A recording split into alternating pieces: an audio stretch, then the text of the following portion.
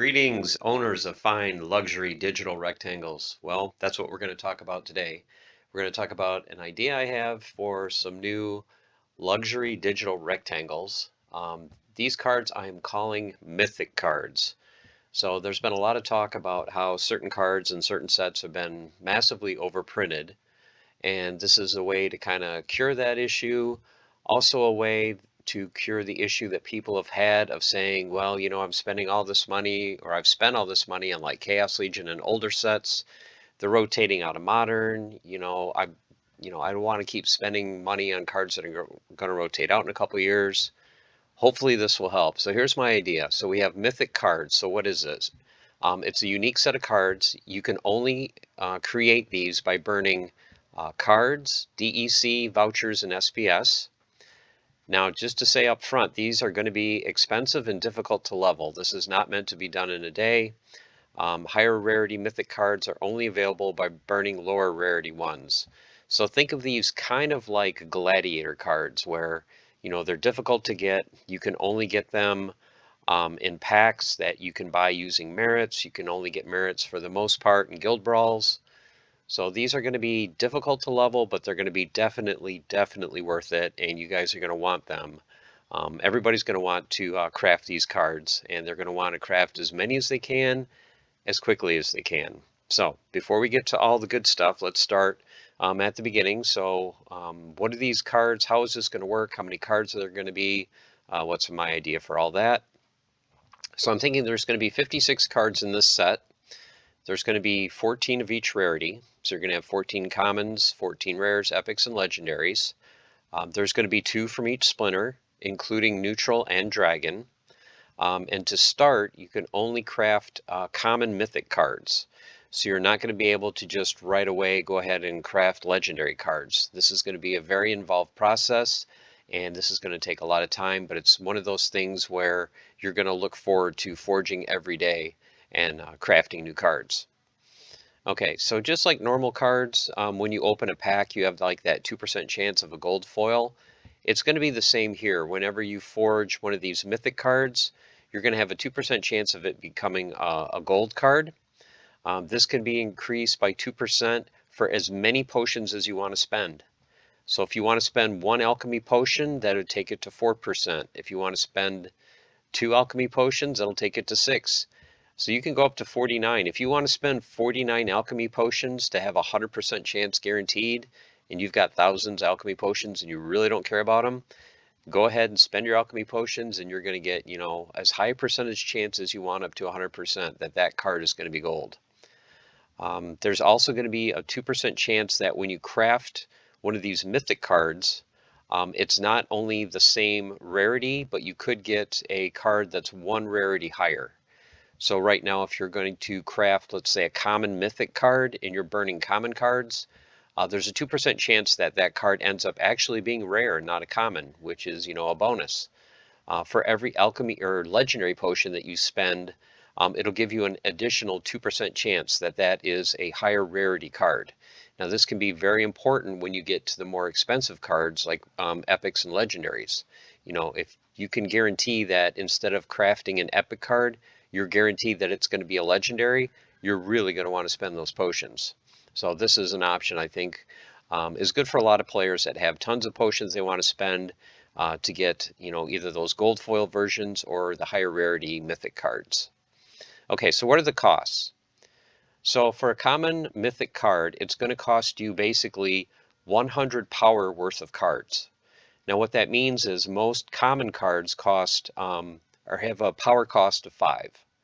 So if you spend or burn 20 BCX common, that should be 100 power, that's going to be the requirement to make a common mythic card.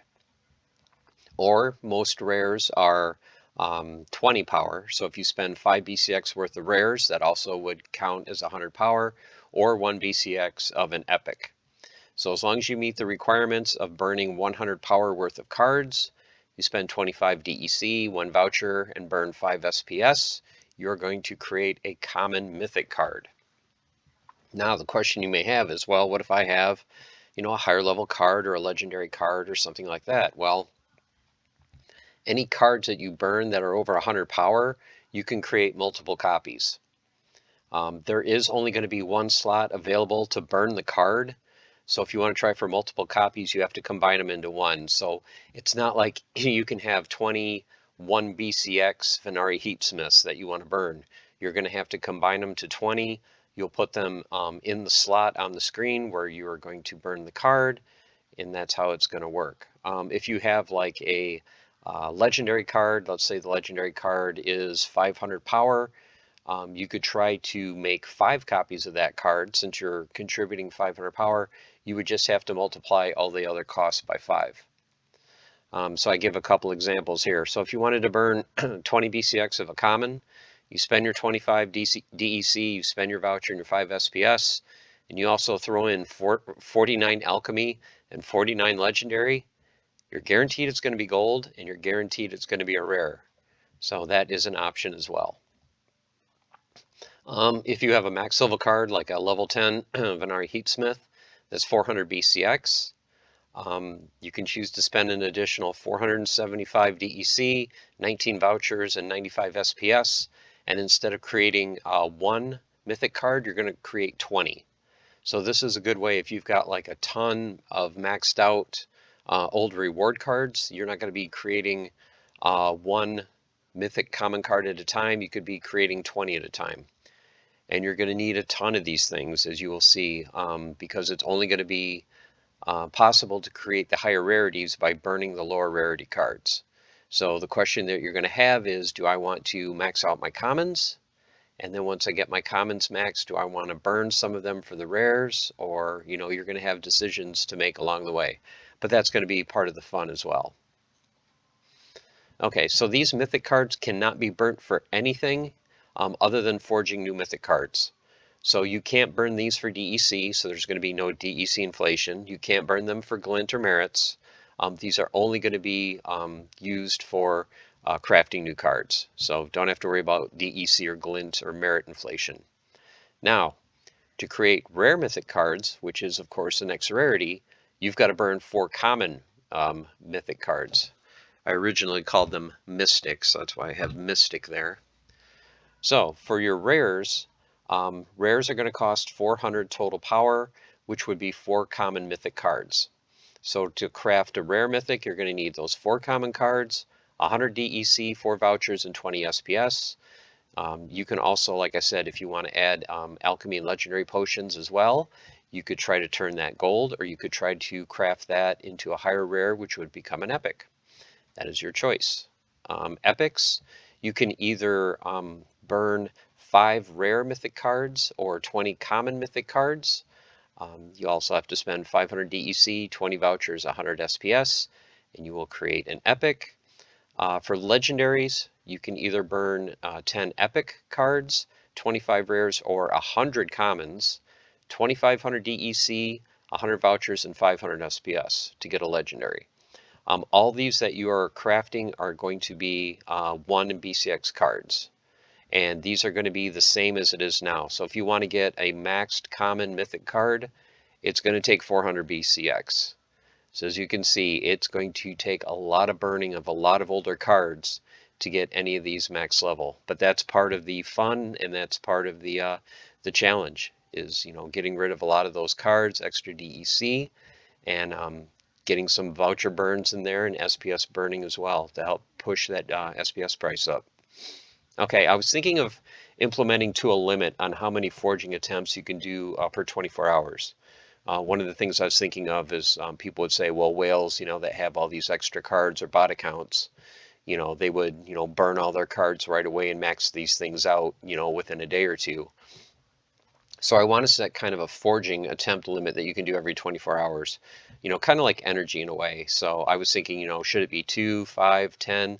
Let me know in the comments how much you think that this should be limited to, because I want this to take, you know, months, if not a year or two, to get even close to max these things out. I mean, like I said, think about these as gladiator cards, where, you know, some of us have played for years and we don't have our gladiator cards anywhere near maxed out.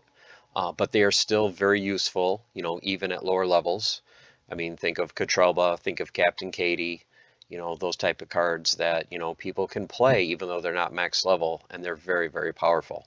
And as you will see, I think these are probably even more powerful than Gladiator cards when you see all the abilities they have.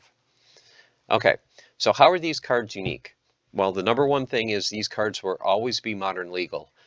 Going forward, these cards will be available to be played in any format. I know there's a lot of people that are worried about spending a lot of money on cards, and it's like, okay, they're going to rotate out in a couple of years. You don't have to worry about these. I mean, these will have a cost to create them, but at least you will know that once these are created, you're always going to be able to play these in any format you want. So to me, that is a huge, huge plus for Mythic Cards. Number two, and I thought this was kind of cool and unique, these cards will have mana costs that can be changed depending on the rule sets and mana cap. So let's say you're going to start a battle, and the mana cost, let's say, is 14 or something like that. You could click on one of your cards, and the mana cost right here would have a drop-down box, and it would be like for the chicken, one of your lower mana cards would be from 0 to 4. You would pick the mana cost 0, 1, 2, 3, or 4. Whatever you pick, the stats change accordingly. So the higher you pick up to 4, the higher the stats. If you choose 0, of course, it's going to be, kind of like, like this card, 1 speed, 1 health. That's about it. So you would be able to pick the mana cost depending on the rule set and the mana cap. What happens if you have an even only rule set? You could change the mana cost on the card to 0, 2, or 4. Let's say you only have 1 mana left to spend for your team. You could pick this card and just set the mana to 1, and then whatever the stats are, they are. But it gives you a lot of flexibility for your deck to be able to fit whatever the rule sets or mana cap is. And another thing I thought was cool is, how about if Mythic cards can also change their attack type?